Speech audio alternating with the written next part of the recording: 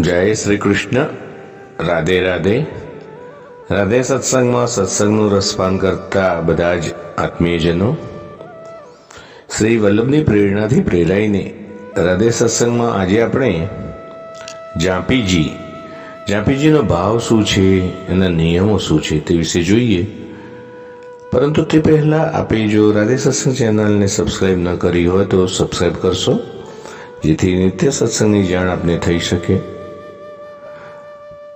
પ્રિયજનો, ભગવદ્ ગીતામાં પ્રભુએ આજ્ઞા કરી કે જે જીવો મને અવ્યભિચારી ભક્તિ યોગથી સેવે છે તે બ્રહ્મભાવને પ્રાપ્ત કરે છે. અવ્યભિચારી એટલે અપ્રદર્શિત ભક્તિ, દંભ કે દેખાડા વગરની ભક્તિ. આથી તો શ્રી મહાપ્રભુજી આજ્ઞા કરી છે, ગુપ્તો હિ રસઃ રસત્વમાપદ્યતે અગુપ્તો રસ રસભાસ સ્યાત. એટલે કે સેવા કે ભક્તિ તો ગુપ્ત હોય તો જ રસ બને છે, ફલરૂપ બને છે.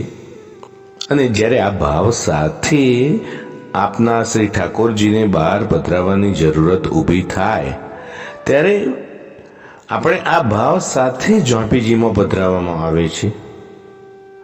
પુષ્ટિ સેવા પ્રકારમાં જાપીજી એ પુષ્ટિ ભક્તિ રૂપી સ્નેહથી ભરેલ મમતા છે.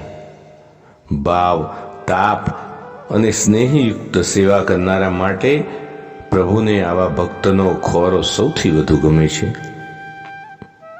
એકવાર આવા ખોરાની શોધ માટે પ્રભુએ જશોદામૈયાને કહ્યું કે મૈયા, મારે કંઈક જોઈએ છે. જશોદામૈયા બોલ્યા, શું જોઈએ છે? મૈયા મોહે એસી દુલ્હન ભાવે, जो माहे में बैठा श्रृंगार करे, गोदी में उठाकर बहार ले जाए. આ સાંભળીને જશોદામૈયા વિચારમાં પડ્યા કે લાલન, આવી દુલ્હન લાવું ક્યાંથી?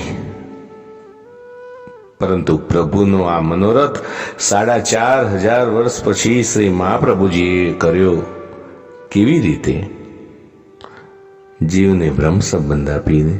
બ્રહ્મ સંબંધ પ્રભુ સાથેનો વિવાહ છે. શ્રી મહાપ્રભુજીએ પ્રત્યેક જીવનો બ્રહ્મ સંબંધ થકી વિવાહ કરાવ્યો અને આ રીતે પ્રત્યેક જીવ પ્રભુની દુલ્હન બની. આ રીતે પ્રભુનો મનોરથ વલ્લભે પૂર્ણ કર્યો. વૈષ્ણવો શ્રૃંગાર કરે ત્યારે શ્રી ઠાકોરજીને પોતાના ખોરામાં પધરાવીને શ્રૃંગાર કરે.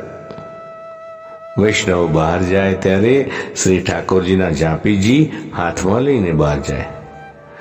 વૈષ્ણવો મુસાફરીમાં બેઠા હોય ત્યારે પોતાના ખોરામાં જાપીજીને પધરાવે અને આ રીતે પ્રભુનો મનોરથ પૂરો કર્યો.